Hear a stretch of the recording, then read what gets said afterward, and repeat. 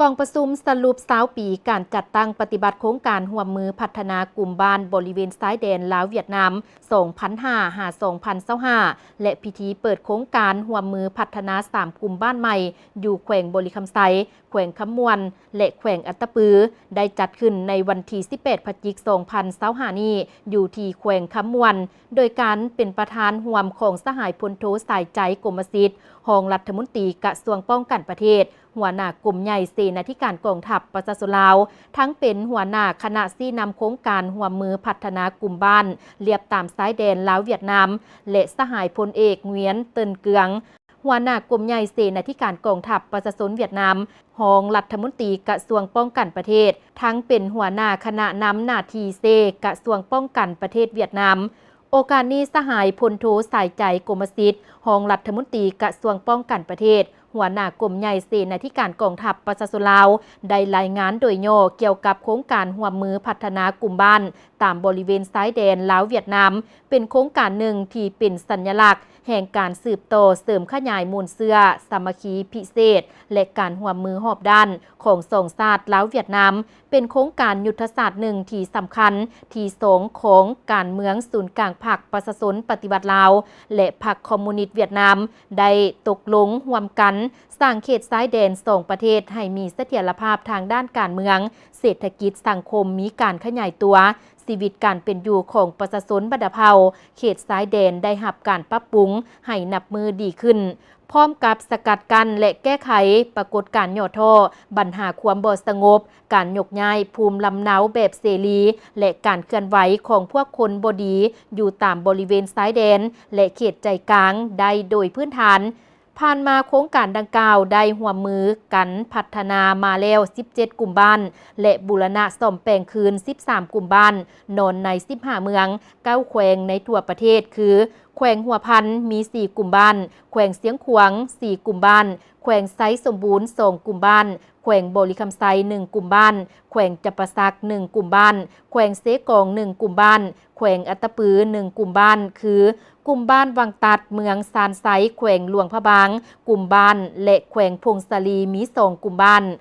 ผ่านการจัดตั้งปฏิบัติโครงการร่วมมือพัฒนากลุ่มบ้านในระยะ20 ปีผ่านมาแม่นเฮ็ดให้ชีวิตการเป็นอยู่ของประชาชนดีขึ้นประชาชนบัดเผาได้รับการศึกษาอบรมและมีความเข้าใจต่อแนวทางแผนนโยบายกฎหมายของภาคของรัฐและแผนพัฒนาเศรษฐกิจสังคมของรัฐบาลมีความเชื่อมั่นต่อการนำพาของภาครัฐนับมือสูงขึ้น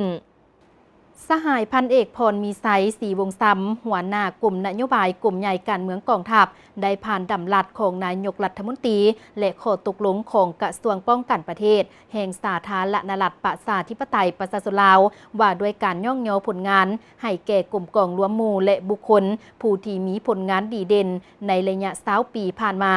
ในนั้นได้รับการย่องยอจากรัฐบาลมี12 กลุ่มกองและบุคคล49 สหายใบย่องยอจากกระทรวงป้องกันประเทศมี16 กลุ่มกองและบุคคล65 สหายจากนั้นสหายพันเอกเวียนดังแท่งรองหัวหน้ากรมการเงินกระทรวงป้องกันประเทศสาธารณรัฐสังคมนิยมเวียดนามก็ได้ผ่านข้อตกลงของกระทรวงป้องกันประเทศแห่งสาธารณรัฐสังคมนิยมเวียดนามว่าด้วยการย่องยอให้แก่กลุ่มกองรวมหมู่10 กลุ่มกองและบุคคล3 สหาย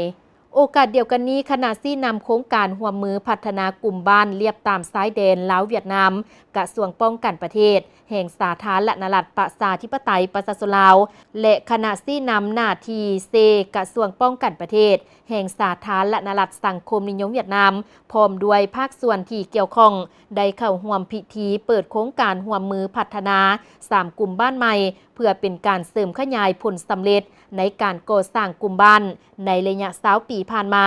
รัฐบาล2 ประเทศลาวเวียดนามลาวได้เห็นดีตกลงพันขยายร่วมมือก่อสร้าง3 กลุ่มบ้านใหม่คือกลุ่มบ้านเมืองจำพรแขวงบริคำไซกลุ่มบ้านหนองมาเมืองบัวละพาแขวงคำมวนและกลุ่มบ้านสมบูรณ์เมืองภูวงแขวงอัตตปือในตอนเช้าวันเดียวกันคณะฝ่ายลาวและเวียดนาม ก็ได้นำเอากระตาดอกไม้ไปวางอยู่อนุสรณ์สถานประธานไก่สนพรหมิหารและประธานสุภานุวงศ์ผู้นำที่เซนเคารพหักของปวงชนลาวทั้งชาติอยู่ที่แขวงคำมวนตื่มอีกจุดประสงค์ในการพัฒนากลุ่มบ้านบริเวณชายแดนลาวเวียดนามแม่นว่าเพื่อแม่นว่าโดยเฉพาะมันอยากยกระดับชีวิตการเป็นอยู่ของประชาชนและอยากลดละความทุกข์ยากของประชาชนดังนั้นเราก็ได้เล็งใส่เวียงานก่อสร้างหากฐานการเมืองพัฒนาชนบทหอบด้านตามจิตใจของกรมการเมืองส่วนกลางภาคนั้นโดยเฉพาะเห็นใดให้ประชาชนเห็นแจ้งได้การพัฒนาประเทศชาติในยุคใหม่และให้ประชาชนเพิ่มทวีความมีน้ำใจฮักศาสตร์ฮักบ้านเกิดเมืองนอนของตนเองโดยเฉพาะเป็นว่าอยู่เขตที่ห่างไกลซอกหลีกดังนั้นเราก็ได้สุ่มใส่เวียงงานการพัฒนาหลายๆอย่างหอบด้านโดยเฉพาะเป็นเวียงงานก่อสร้างพื้นฐานของรางเป็นเวียงงานก่อสร้างเส้นทางคมนาคมสร้างเส้นทางไปมาหาสู่ให้ประชาชนมีการเชื่อมต่อกันระหว่างบ้านต่อบ้านและบ้านใหญ่มหาเมืองและบรรดาเมืองมหาชนบทนั้นให้มันเชื่อมต่อกันและมันก็ได้พัฒนาเวียงงานก่อสร้างพื้นฐานของรางด้านเวียงงานการศึกษาเวียงงานสาธารณะและเวียงงานการทำมาหากินของประชาชนเฮ็ดได้ที่ว่าประชาชนกันทำมาหากินนั้นเคยเฮ็ดผ่านมาแบบปฐมประธานกับพยายามให้ประชาชนมีการแบบเฮ็ดกันพัฒนาเศรษฐกิจแบบใหม่เฮ็ดกิจกรรมแบบใหม่โดยเฉพาะแม่นการปลูกการเลี้ยงเฮ็ดอันใดให้เพิ่มกันผลผลิตนั้นให้เขาได้ให้มันได้ครับผลดีการปลูกข้าวก็ให้ได้หลายกว่าเก่าดังนั้นเราก็ได้เบิ่งครอบครัวที่ว่าบ่มีเงินไขในการออกงานนั้นครอบครัวที่ทุกข์ครอบครัวที่ยากเราก็ได้ปลุกระดมเอาพลังงานก่อสร้างหลักฐานแบ่งปันเนื้อที่และซอกเนื้อที่ให้ประชาชนและก็ได้เอาเขานำโครงการบุกเบิกพื้นที่ทำการผลิตให้ประชาชนโดยเฉพาะมันซับซ้อนหน้าให้ประชาชนและในนั้นขอบเขตใดและบ้านใดอำนวยมีความสะดวกทางด้านเหตุการณ์ทางด้านพัฒนาชลประทานเราก็ได้ก่อสร้างชลประทานให้ประชาชนเพื่อเห็นหน้าได้2ฤดูและผลเด่นแม่นว่าการก่อสร้างเวียงงานศึกษาหั่นเราได้สร้างโรงเรียนอันตั้งแต่อนุบาลไปแล้วอนุบาลและประถมจนฮอดเอาตามเงื่อนไขของแต่ละเขตแต่ละกลุ่มบ้านใดมีพลเมืองหลายและมีน้องนักเรียนหลายเราก็ได้สร้างเป็นโรงเรียนมัธยมตอน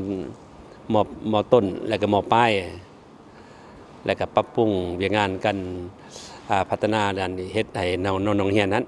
มีการพัฒนาหอบด้านศิลปะวรรณคดีและด้านต่างๆและอีกด้านหนึ่งอันปัญหาสำคัญมันเฮ็ดให้ประชาชนในขอบเขตชายแดนนั้นรักษาดินแดนของตนเองและรักษาบ้านเกิดเมืองนอนของตนเองและการสร้างให้ประชาชนนั้นมีการฮักหอมดินดอนต้นหญ้าและก็เห็นได้เป็นชายแดนที่ว่ามิตรภาพที่ว่าลาวเวียดนามอย่างแท้จริงหันแต่ว่าตัวนี้ก็เป็นอันเวียงงานที่ว่าพวกเราก็ต้องได้เฮ็ดแต่เบื้องต้นในก่อนสิการพัฒนาหัน